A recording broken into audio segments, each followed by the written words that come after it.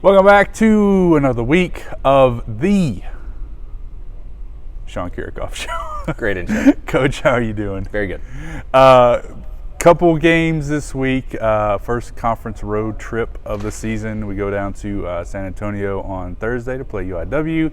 Then even further south to Corpus on Saturday to play A&M down there. We'll talk about that in just a couple minutes. But wanted to go back to the match against Southeastern.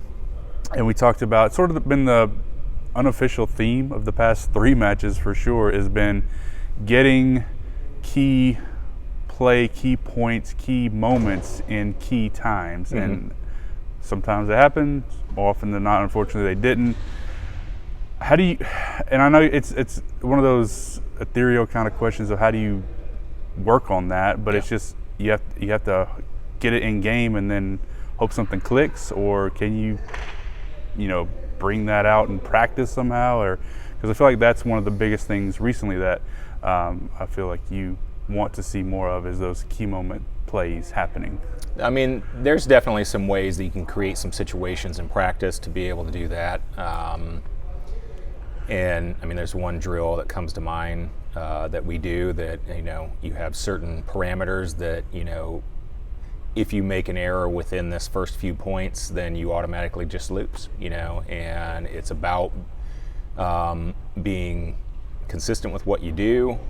Obviously, that's your question. But being able to execute, and if you go too easy, you're going to lose anyways. The other side's going to come around and win if you're just giving them easy balls. So it's how you can be aggressive but taking smart swings. Ultimately, for the last, 3-4 days, all that is churning through my head is the first set against Southeastern from 20 to 25. Playing with them, and up to that point, both sides were a little sloppy, giving some people some free points that they wouldn't necessarily want to do. But it was something that we said in the timeout of like, hey, that's the reality, but here we are. We're in a chance to win this, and one side is going to be able to settle down and finish and put it away, and one side isn't. And that unfortunately became us. And I can go through there and look at every single point from 20 to 25 and go, okay, you made this mistake that is just a simple, awareness mistake that you hadn't made all set, but you made it at the end, and it mattered. You made a great play at the ball, but you were out of position to start, so you made it too difficult on yourself.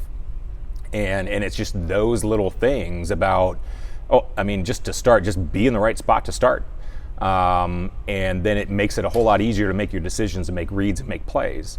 And again, I go back to, if somebody's in their position defensively, or their timing is correct offensively, from 1 to 20, that's great.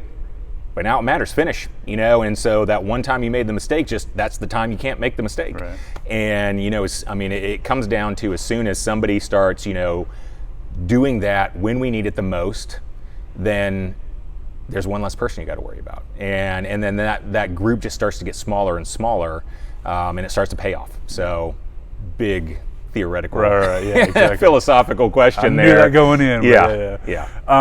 So you mentioned consistency. We talked about it a lot, and we even, I think, talked about it after Southeastern. It seems like, and certain players maybe a little bit more ahead than others, offensive consistency is sort of finding its center, especially over the last 3 or 4 matches. Is it just playing?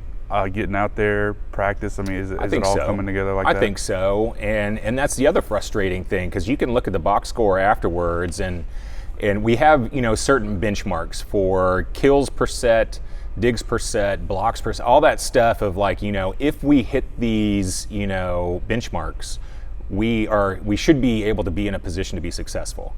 And we are really close to those. And so it's like, oh man, we lost another one. That's frustrating. Let's look at what we didn't do well. And then you look across the board and it's like, that's all pretty good, and it comes down to, again, why it's just stuck in my head, that time frame of points 20 to 25.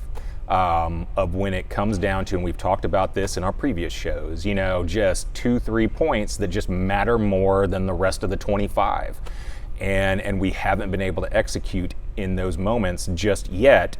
But it's like the 5-set match against UTA, and then other tough matches, before that. I mean, the more you're in those situations, the more comfortable you are when you're in it again and going, you know what, this happened last time, I'm not letting it happen again.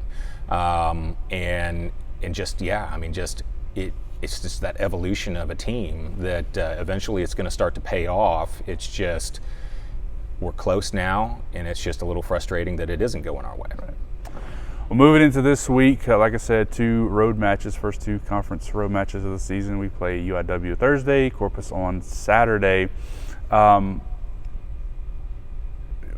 early conference matches are always important. Mm-hmm. Obviously, dropping in the first one on Saturday puts you a little bit behind early, but we've still got a long season ahead of us conference-wise. But start with 2 pretty tough ones to start on the road, at least this weekend. Yeah.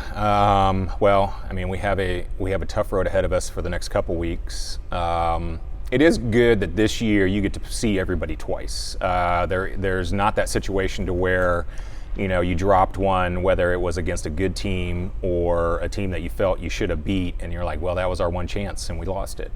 So you get to see everybody twice, which is nice from a coaching standpoint to be able to then go back and just see how you've been able to improve and kind of, make adjustments.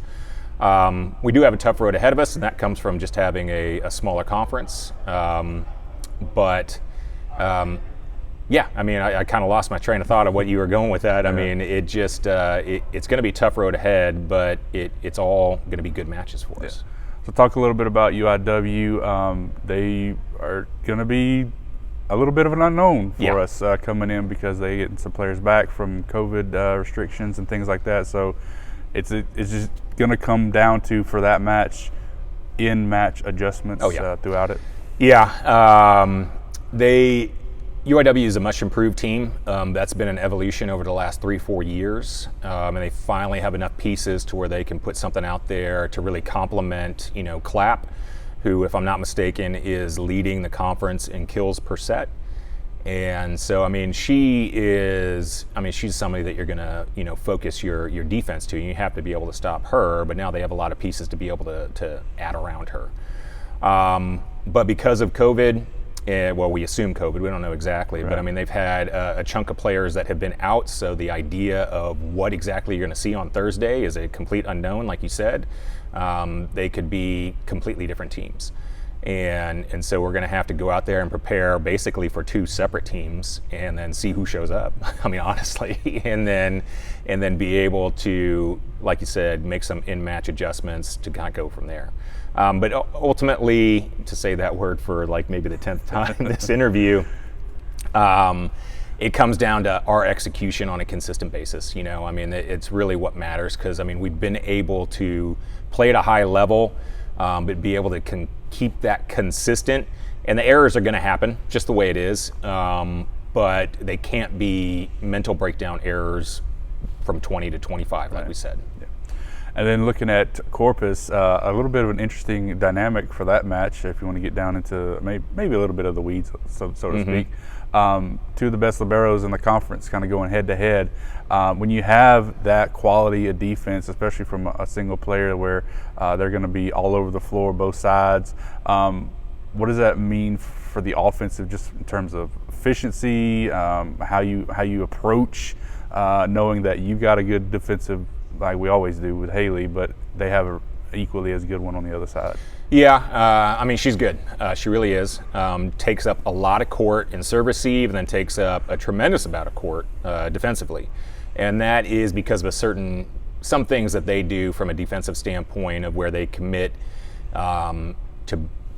they commit to things that they believe are going to have a high percentage of happening. And that leaves a lot of responsibility for their libero, but she's good enough to be able to handle that. But that allows her to touch a few more balls and be able to get that really high digs per set that she has.